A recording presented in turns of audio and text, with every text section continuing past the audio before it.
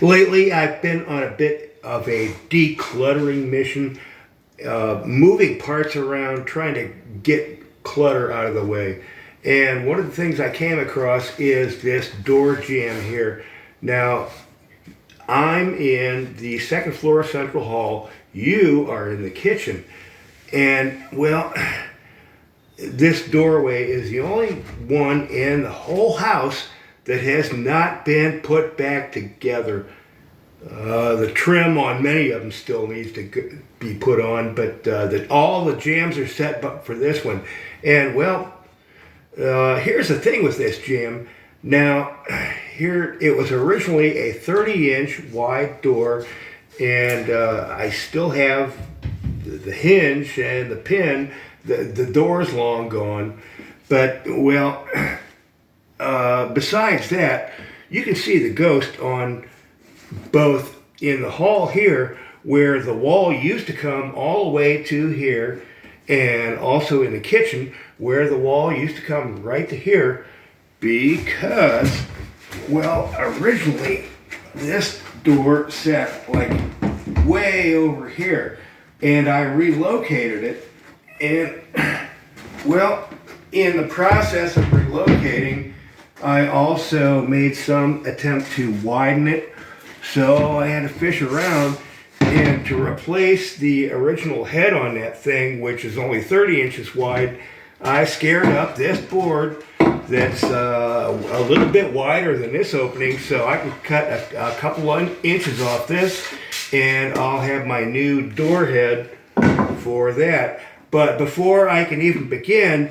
to install that, well, as I said, I moved this doorway over, and I never did put this little chunk of floor back in. The only piece of flooring in the entire house that's not put back, right here, this. And today we're going to tackle that. So, right off the bat, geez, like I said, we got a fir floor over here in the kitchen and an oak floor here in the hall. And as I said, there used to be a door here, and the ideal place to locate the transition from one flooring to the other would be to be directly underneath when the door is shut, that from either side you only see the flooring in that particular room. So that would, well, let's just start smearing glue while I'm telling this stupid story. Because this thing, geez, the thing's all split really yee. And, well, I'm going to be jamming stuff together in here. Oh, come on, glue. Really? I bought a new bottle today. Geez, I should have the new bottle handy, but I want to use up the last of the old. And just lots of wood glue. Boy, isn't that the answer on so many of my videos? Then we have this piece of oak. All right. What else we got here? Another piece of oak. Okay. And before either of those, well, I scavenged around with the flooring.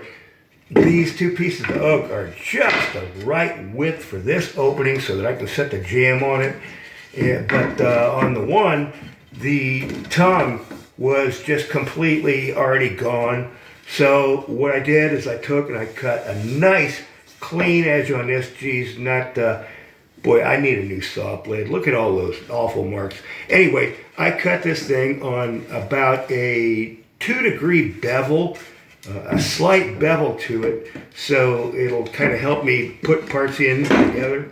Then I got this piece that's all completely intact. And by the way, for every one of these pieces of flooring that has been pulled out and then put back in everywhere in the house, and geez, I'm finally down to the last of it. The process is I take my utility knife and I scrape and scrape and scrape and get all the nasty dirt that accumulated over 100 years, scrape all that off, and I've got to clean out the groove. And well, anyway, so that's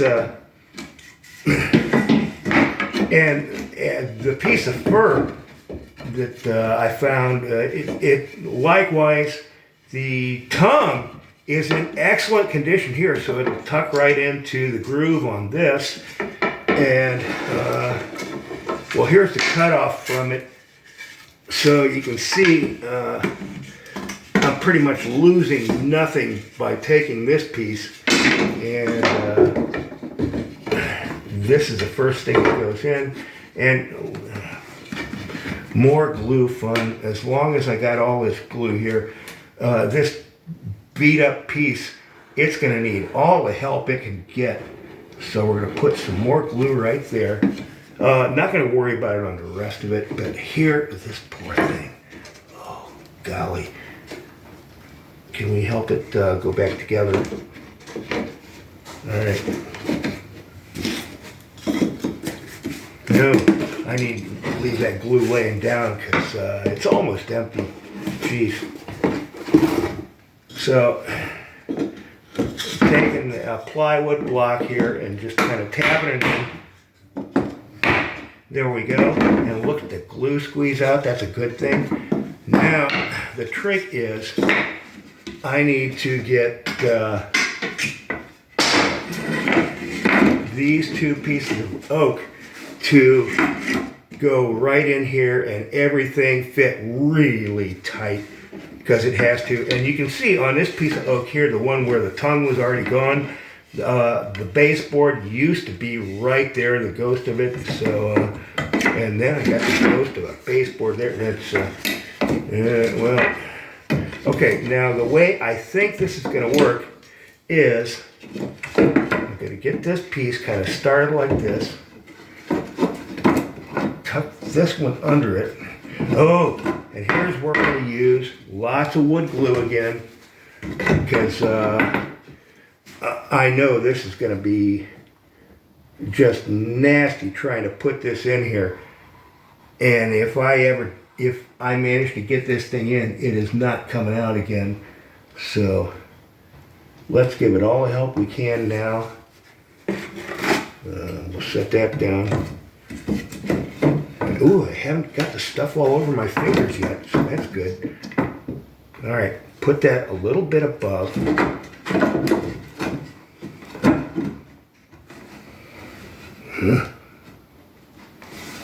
All right.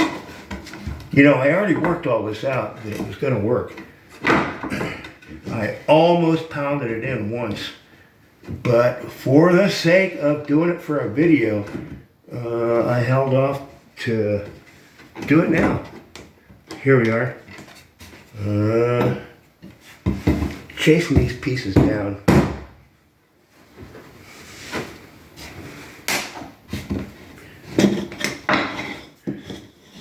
But with the test bit, well, I never did pound it all the way in place because the thing is just so darn tight that if I ever get this in, it is not coming out again. So, the notion is just tap my way along here.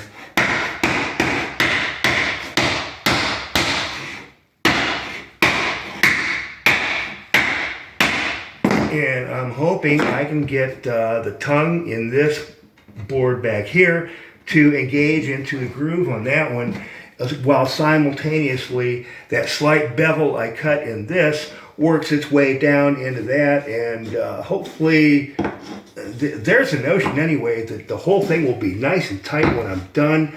Oh, this has got to work. It has to work. Let's go.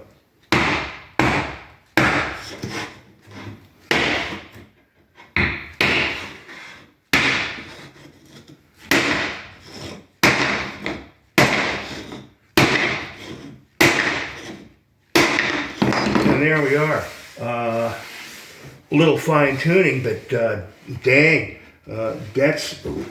that breaks from the oak going across here and then goes to fir.